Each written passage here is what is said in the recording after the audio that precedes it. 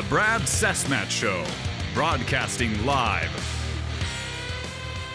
Jordan Ham joins us for a couple of minutes or more because he needs a break. He's working on part 2 of the Terrell Suggs documentary. There's been a lot of buzz, a lot of feedback. This documentary hit on Tuesday of this week. And as we're sitting here taping right now, you are working to finish up part 2, correct? Yeah, working through part 2. So part 1 focused on the high school years, recruitment, getting to ASU, kind of first year, transition to college. And then it's, the 2002 season that everybody remembers that happened 20 years ago. And then the pre-draft process, where there were talks, he might be the number 1 overall pick. He might go to the Cardinals at 6.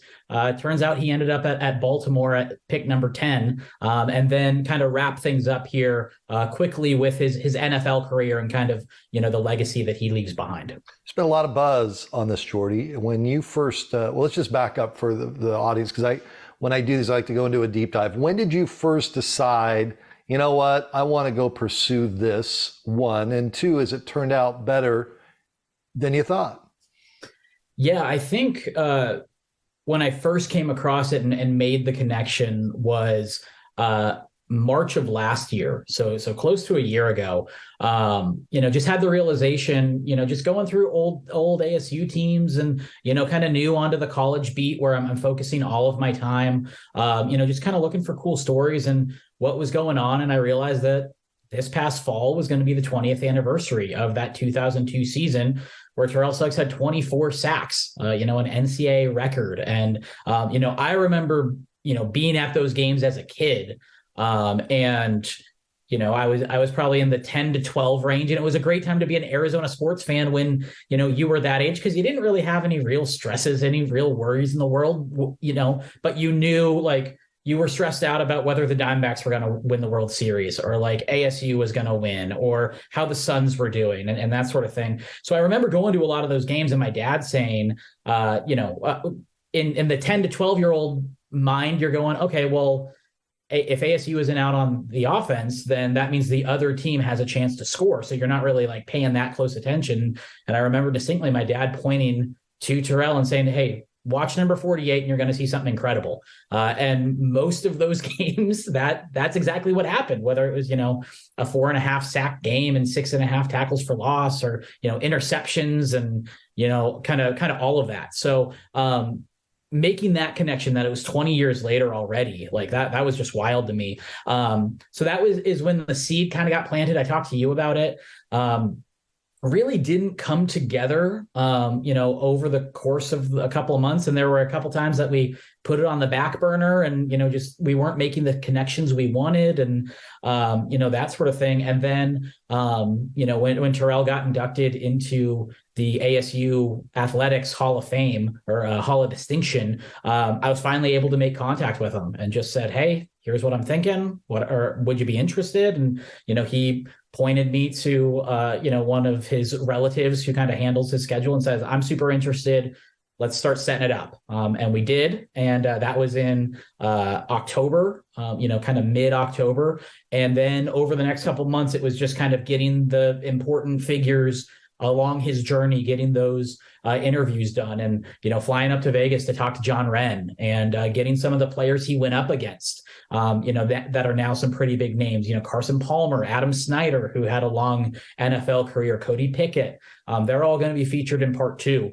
So that's kind of how all of it came together and the process of what we've been doing over the past couple months and then, editing it furiously the past couple weeks. And then in terms of, I'm very happy because, when you have these projects, Brad, like, and I know we've talked about this, you have this vision in your head of what it should look like, what it could be. And, it may or may not turn out that way. And I feel like with this particular project, a lot of the things that we've talked about and a lot of the things that we've been able, or, I've had in my head of, how I want it to look when they introduce Hamilton High School, with a drone shot and, fast forward from Chandler High School, my car driving and that sort of thing. Like we've been able to hit those marks. So it's pretty close to like what I wanted to see kind of in my mind. So that's been really fun. And, hopefully we can continue that with part 2. It's a lot there I want to go back on. So when you decided you wanted to do this, and you said Terrell went into the Hall of Distinction. So some of the people that take in this content are students or want to be in the business. They're miserable being attorneys or doctors. They're in midlife. They're like, well, dang, I want to go do sports documentaries. This would be great. This would be awesome. I mean, you had to literally walk up to him. I know this story a little bit, but I think for the audience's sake, you actually had to get an assist from someone at Arizona State to slow Terrell Suggs down at an event so that you could have your pitch. Your 10 seconds, your 15 seconds. I tell people, if you want to be in this business of sports, you have to be in sales. There is some salesmanship that has to go on. You can't just say, hey, man, how's it going? So walk us through the pitch to Terrell and how that all happened, because I think it's fascinating to pull the curtain back. Yeah, I wasn't walking up to Terrell. I was actually chasing Terrell. This was at the stadium. Yes, this was at the stadium. They were doing a luncheon for all of the inductees that year, and it was a great class, and we got to talk to so many people. And I believe Terrell's flight was late, so he came in right before, had time for about 5 or 10 minutes of media availability in a scrum fashion. So there were about 15 of us. So obviously not going to ask him there, not going to float this big idea in front of a bunch of other journalists that will be hyenas and try to take the idea. So I'm waiting for it to end. And, I forgot who kind of wrapped everything up, but they said, hey, we got to get him back in. The lunch is starting. So he's walking and he's probably 30, 40 feet ahead of me. I'm trying to get my headphones out. I'm trying to get around to my camera. I'm trying to get around the group to catch up to him. And it's Doug Tamaro who is walking with Terrell. Tamaro, for those that don't know, is at Arizona State in a role of media relations. Yeah. And he runs the sports information office, and has been so great to us over the years.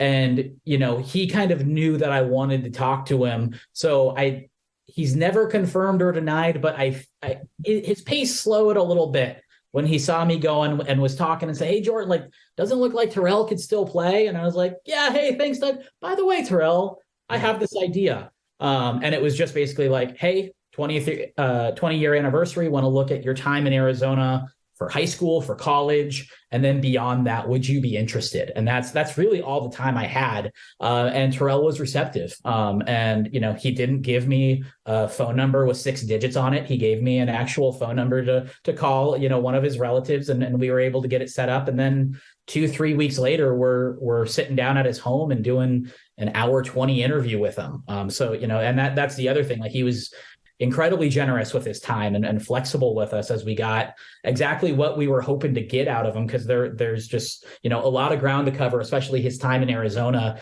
dating back to the high school days. It very well could have been, I'll give you 15 minutes or whatever, but he was really generous with his time when we sat down with him. Jordan says a 6-digit phone number. That happens. Oh yeah, I'll do it. Here you go, which is blow off. They're not. Guys have, there's times where you just get blown off in this business, and you just have to fight through it, cut through the nonsense. Don't take it personal at times. Sometimes take it personal and get after it a little bit. In this case, everything seemed to work pretty smooth. And when you sat down with him, it was at his house. Mm-hmm. And were there any boundaries? Was there anything where he said, I'm not talking about X? When we sat down, it was kind of, we didn't talk about any parameters or anything like that. He knew that the focus of the project, because this thing could have gone 3-4 hours, if we wanted to get into, his acting career with Ballers or Entourage, if we wanted to talk about, just his NFL career and that sort of thing. But we were pretty hyper focused on his time in Arizona. So that was kind of the one thing that we had talked about ahead of time. And it felt like if there were, questions or topics or things that he didn't want to, fully get into, he just wouldn't go as in depth on that. But generally he was pretty much an open book about a lot of things, and, gave his, I think he's kind of made a career, off the field, in terms of, his media work, and even just in press conferences of just kind of telling it like it is. And I think that was pretty accurate in the interviews that we had with him. What made you lean forward a little bit further that's already been out there in part one? I don't want to get into part two, but what are some things in part one where you're like, I never knew? Wow, that's really interesting. Where you have those moments, I think, when you do deep dives where there's just something that is put out there, a bunch of things, and you just kind of tilt your head and said, tell the audience something they don't know. And those are the magic moments, I think, that make like the one that is out there in part one. There's a lot of magic moments there. So what were the ones that maybe made you lean forward a little bit that you didn't know? Yeah, there were a couple. Definitely the role that John Wren played. If you're familiar with Arizona high school football, you know that John Wren is a coaching legend and has built up a lot of programs, and specifically here in the Southeast Valley. So I knew the caliber of coach I would be talking to, but not the caliber of person. Where he was. Terrell came in and he had some work to do, academically to make sure that he could get the appropriate GPA, be eligible. I thought that was really interesting that John Wren would go right down that path, and Terrell went down that path. A lot of kids do not want to talk about GPA issues. Right. You got them to do that.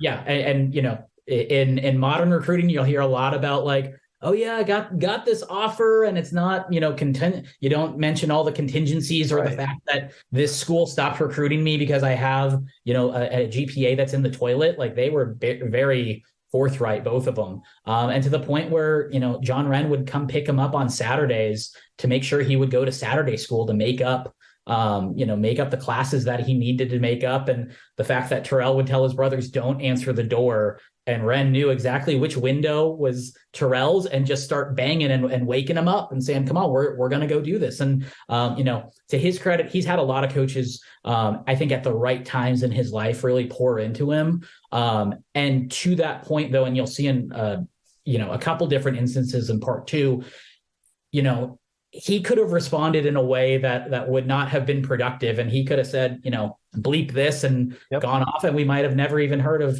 Terrell Suggs. But he took that hard coaching, that tough love, and responded, and it made him work harder. So, it's kind of two sides of the coin that he had a great support system around him as he went through the ranks. But it was also when he had those tough, obstacles that he had to face where it was really on him to work really hard or change his mindset. He responded to those people because he trusted them. I'll ask you a couple of questions because I know you need to get back at it. Part two of this, the Terrell Suggs documentary, will be on the website next week on Tuesday, and part two will air on Bally Sports Arizona next week as well. Part one is out. It dropped on Tuesday of this week. You can see part one. There's been a lot of response, a lot of reaction, and you can watch it as well over on Bally Sports Arizona. We appreciate their partnership. Jordan Ham, executive producer, put it all together. He did everything. He cleaned the floors. He, washed the windows, went to the grocery store, did everything. He actually did have some help. Chris Peterson did shoot. You've had help behind the scenes from people on the Sports 360 AZ team. But you've been doing this yourself. And in the world of documentarians, usually it's a whole group of people. We were talking off camera. We talked so many times over this. What are you up to? 18 interviews that you've done for this documentary? 19? I think 19 interviews, 18 subjects, because we got Terrell twice. Okay. So, and that started, as you said, you approached him in early October. You got him at the house towards the end of October, and you've gone out and pursued all these names. Who was the most difficult name to get? And I guess we could leak out who, if you think it's someone in week two, because Terrell was not the most, in episode two, Terrell was not the most difficult to get. Who was the most difficult to get?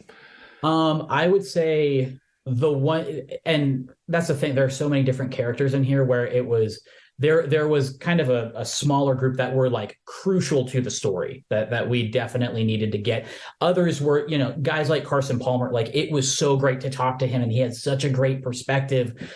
But if he wasn't involved, we probably still could have gotten the job done. But there were a few key figures that we like absolutely needed. And one of them was Ted Monachino, who is currently coaching with the Atlanta Falcons.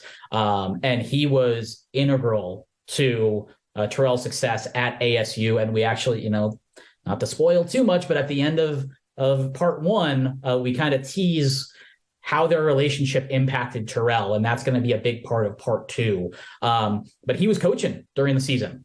it was the fall, it was the NFL season. So it took a while to be able to connect with him and get set up. But once he was available, he was another one that was just an open book and so willing, to tell his side of the story. And the role that not only he played for Terrell, but Terrell played for him. He said, I became a pretty popular guy after that 2002 season as a defensive line coach. Like he helped my family. He goes, number 48 and number 55 helped my family's life improve over those years. And you could just tell the mutual respect, just, 2 or 3 minutes with each of them talking about each other. Like it was, you can tell the connection that they had. So that I remember getting that text, finishing that interview and calling you and just being like, all right, like that major domino has fallen. And like, he added so much to the story to the point where now I want to go back to Terrell and talk to him about a couple of other things that weren't even on my radar the first time I interviewed him. Yeah, what Jordan is not saying is if we needed the Atlanta Falcons to just lose and get their season because I think it was probably early December, wasn't it? I think you started mentioning Ted's name, and then I've heard back from him, and the Falcons are playing. I'm just thinking he needs to just end their season. If their season's over, you're going to get him. If the season isn't, you're screwed. Yeah, and it was such a good angle that you want to fight through it. But if you're going to do these types of things, it's the power of stick-to-itiveness. Right. You just got to, how many unreturned calls and texts where you're sitting there saying, the heck, am I even going to get this person? Yeah, there were quite a few times. And, for the most part, eventually people would get back to me, and a lot of people were willing to help and really generous with their time. And I think there were a couple where just never really got the response. But for a lot of these people, it was they still work in football and it's football season, so it's tough to break away, even if it's for 15 minutes on a Zoom, just to talk about this one thing. Like their entire focus needs to be on the task at hand, whether it's broadcasting games currently like Adam Archuleta, or it's coaching, quite a few of the people we were able to talk to. And it did feel like once it kind of hit January 1, maybe January 6th, 6th or 7th, all of a sudden just like the doors open because a lot of people's schedules just got freed up and we were able to, get a lot of those interviews done.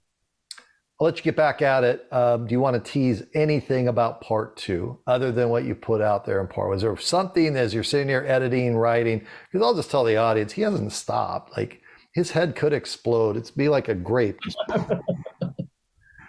But he's not complained one time. Well, there hasn't been any complaint out of you on this deal. And it's just, but is there something as you're putting together part 2? Because you don't have a finished version yet. And this airs next Tuesday. Just so people know, it's not done. He's still doing it as we're, you needed a break and just yap about it. But, is there a little tease for part 2? Yeah, part 2. And we teased this at the end of part 1. But Terrell, the last thing that I said on part 1 in the coming up is Terrell saying, nobody knows this. Nobody knows this. And all I'm going to say is that story delivers. And it is... There's an alternate version of this story where it's, kind of like the multiverse, where if this one thing maybe happens, maybe all of a sudden we're talking about a whole different legacy when it comes to Arizona sports. So that I'll leave that there, but I think it has a pretty good payoff. Jordan Ham with us. We appreciate his time. We'll let him get back to it. Terrell Suggs Documentary. It's on Bally Sports Arizona. It's on our homepage on the website, sports360az.com. You can check out part 1. Part 2 drops next Tuesday. Get back at it. Thanks. Thank you. And we're back with more after this timeout.